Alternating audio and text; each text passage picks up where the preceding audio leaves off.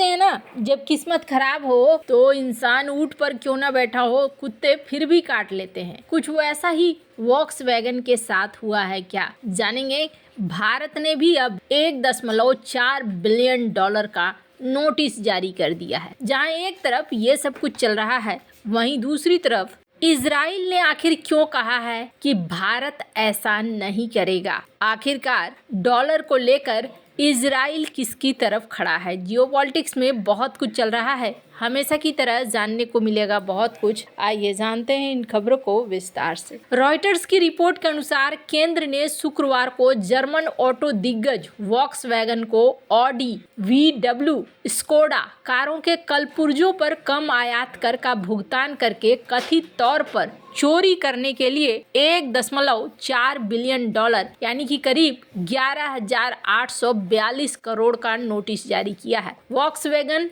लगभग पूरी कार को बिना असेंबल की स्थिति में आयात करती थी, जिस पर भारत ने पूरी तरीके से नॉकडाउन इकाइयों के लिए 30 से 35% आयात कर लगता है। वॉक्सवैगन लगभग पूरी कार को बिना असेंबल की स्थिति में आयात करती थी, तब ऐसा होता था। रॉयटर्स द्वारा जो नोटिस के बारे में बताया गया है, उसमें कहा गया कि वॉक्सवैगन ने यहाँ पर चालाकी दिखाई, लेकिन वॉक्सवैगन ने क्या किया, इन्होंने टुकड़ों में मंगवाना शुरू कर दिया और जो छोटे टुकड़े थे उनको 5 से 15% शुल्क का भुगतान किया और ये एक बड़ा धोखाधड़ी था। कहा जा रहा है अलग अलग शिपमेंट खेपों का इस्तेमाल पता लगाने से बचने के लिए किया गया और उसके बाद ये नोटिस लगाई गई। रॉयटर्स की रिपोर्ट के अनुसार नोटिस में आरोप लगाया गया है कि वॉक्सवैगन की भारत स्काई, स्कोडा ऑटो वॉक्सवैगन इंडिया द्वारा Skoda Superb, Kodiaq, Audi A4, Q5 जैसी लग्जरी कारों और VW की टिगुआन SUV सहित अपने मॉडलों के लिए आयात किया गया था। अलग अलग शिपमेंट खेपों का इस्तेमाल कथित तौर पर पता लगने से बचने और उच्च करों के जानबूझकर भुगतान से बचने के लिए किया गया था। महाराष्ट्र में सीमा शुल्क आयुक्त के कार्यालय द्वारा 95 पेज के नोटिस में कहा गया कि ये रसद व्यवस्था एक कृत्रिम व्यवस्था है और जिस तरीके से इन्होंने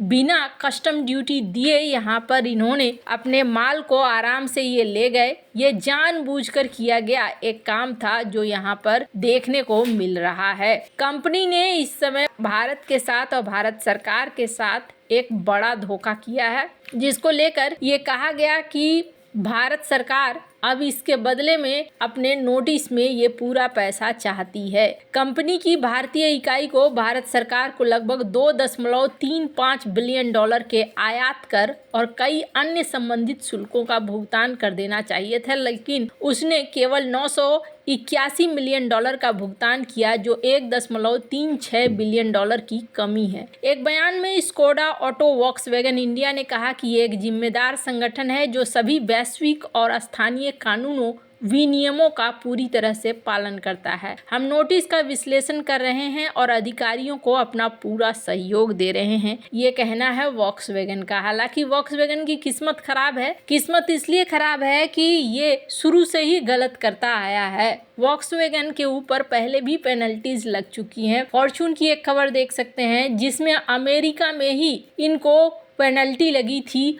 और ये भी कहा गया था कि अगर इस तरीके से कुछ होता है, इनके जो सीनियर एग्जीक्यूटिव्स हैं उनको जेल जाने की भी नौबत आ सकती थी। इसके अलावे वॉक्सवैगन के ऊपर 500 करोड़ रुपए का फाइन किया गया था। डीजल को लेकर इन्होंने गलत सूचनाएं दी थी, डीजल उत्सर्जन को लेकर, जिसकी वजह से इन्होंने गलत इन्फॉर्मेशन के वजह से इस पर 500 करोड़ रुपए का नोटिस जारी किया गया था। इससे पहले भी $25 बिलियन ये अमेरिका में फाइन दे चुके हैं और डीजल गेट नाम का सबसे बड़ा कांड यहाँ पर इन्होंने किया था। तो इस तरह की चीज़ें इनकी आदत में शुमार है, ये गलत तरीके से ही काम करते हैं।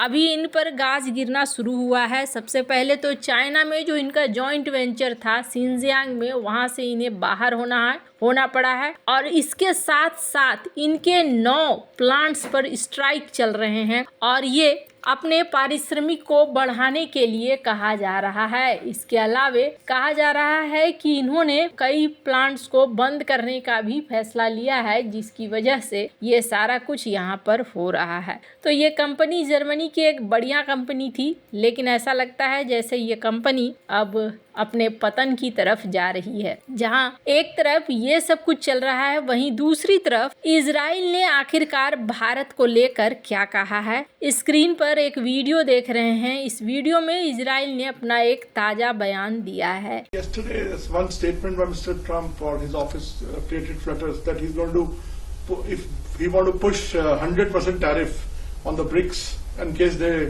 go for another currency other than dollar. I think it's in the best interest of the free world to make sure that there's one currency, and I think it's a bold, smart move. I don't think India is going to be part of any kind of currency, to the best of my understanding. Neither is Israel, of course.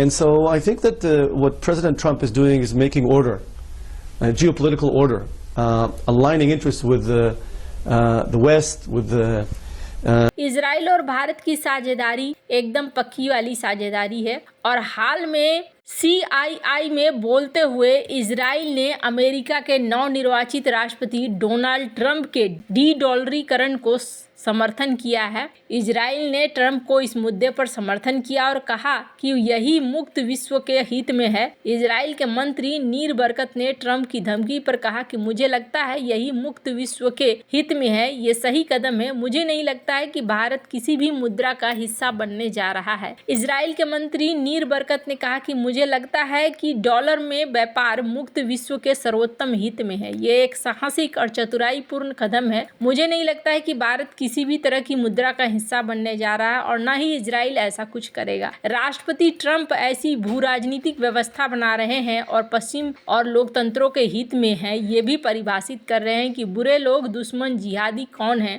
Iran, Qatar हमारे क्षेत्र में मौजूदा छद्म देश जो शांति को अस्थिर करने की कोशिश कर रहे हैं। यह न केवल इजराइल के हित में है बल्कि मुक्त विश्व के हित में भी है कि हम एकजुट रहें। आपको बता दूं, ब्रिक्स समूह के सदस्यों ब्राजील, रूस, भारत, चीन, दक्षिण अफ्रीका द्वारा अंतर्राष्ट्रीय व्यापार के लिए डॉलर के विकल्प की संभावना तलाशी जा रही है। भारत भी ब्रिक्स का सदस्य है। हाल ही में अमेरिका के नवनिर्वाचित राष्ट्रपति ट्रंप ने ब्रिक्स देशों को चेताया है कि उनकी सरकार डॉलर की प्रधानता को चुनौती देने वाले देशों के खिलाफ भारी टैरिफ लगाएगी। ट्रंप ने डी-डॉलरीकरण के दूरगामी परिणाम होने और इसे आर्थिक युद्ध के तौर पर पेश किया है। नीर बरकत ने कहा कि राष्ट्रपति ट्रंप अपनी अर्थव्यवस्था को भू राजनीति के साथ जोड़ रहे हैं। शब्दों में कहें कि यदि आप विरोधी हैं तो आपको भारी कर चुकाना पड़ेगा, लेकिन यदि आप सहयोगी हैं तो उनके लिए अमेरिका के दरवाजे खुले हैं। इजराइल और भारत के साथ अच्छे संबंध होने से दोनों ही देशों को इसका फायदा मिलेगा। खैर,